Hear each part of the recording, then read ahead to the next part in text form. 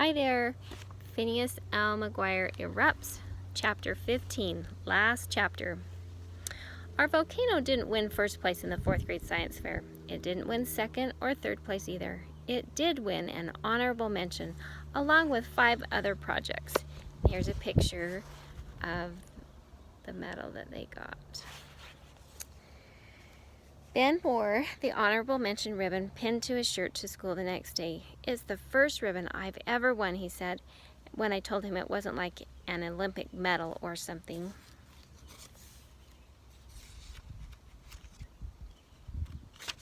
"Did you ever win a prize for your art?" I told him. Ben looked sad. "No, I told you. I'm not really allowed to be an artist. Art's for girls."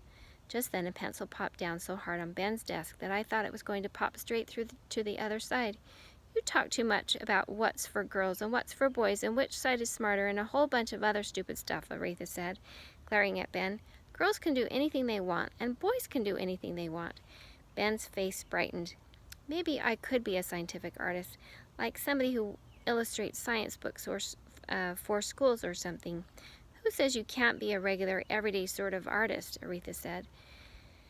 "My dad," Aretha shook her head. "You know what my dad says? When it's time to sign up for the band in 6th grade, I can only play flute or clarinet. You know what instrument I'm going to play?" "Flute or clarinet?" Ben said.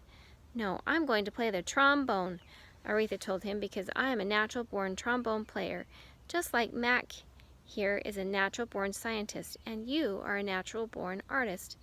"But what about your dad?" Ben asked. Aretha folded her arms across her chest. "He will have to learn to live with it." And here's a quick picture of her playing the trombone. Ben looked as if making your dad learn to live with something was a new idea to him. He looked as if it was an idea he liked. "Anyway," Aretha said, sitting down at her desk, "I already have a great idea for next year's science fair, but I'll need your help, both of you." Did I mention that Aretha and Roland won 2nd place in the 4th grade science fair? The tape recorder kid got first prize. "Here's a folder for you and one for you," she said, handing me and Ben each a red binder. "Inside you'll find some notes I made last night at the dinner table. You should ignore the spaghetti sauce stains." At lunch, Ben and Aretha and I all sat together and talked about scientific stuff and comic book stuff and compared allergies. Ben, it turns out, is allergic to poison ivy, poison oak, and poison sumac, which he found out at camp last summer. Aretha is allergic to eggs, so she has spent a lot of her spare time inventing egg-free cookie recipes. When I told them my list of everything I'm allergic to, I left the part off about girls. Aretha didn't believe that it was possible to be allergic to purple. Ben pulled a purple pen out of his backpack and drew a picture of Derek, the destroyer, on my arm. Little red spots popped up all around it. "See, I'm not kidding," I said. "I really am allergic to purple."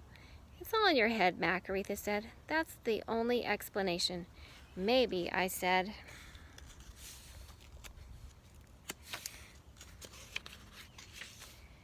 And then my arm started itching really, really bad.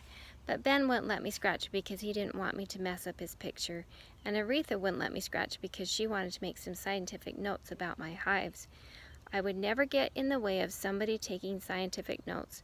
So I sat there a long time until I thought my arm might fall off from the itchiness. In case you were wondering, it didn't. But it might next time, which you have to admit would be sort of cool, scientifically speaking. Here's a picture of them all sitting together.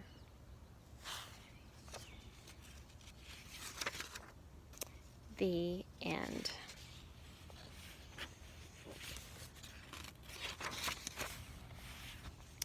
The next couple of pages are pages and pictures and notes of Mac's science experiments. I'm going to just show you the pictures and the pages. And it says it's a very simple volcano. And then microwave marshmallow roast. And then exploding film canisters. Back in the old days, before we had cell phones that could take pictures, we had to use cameras, and some of the cameras had what we it was film. It was a piece of paper that was kind of transparent, kind of brown, black looking, and the film would come in these little black canisters, and that's what those are.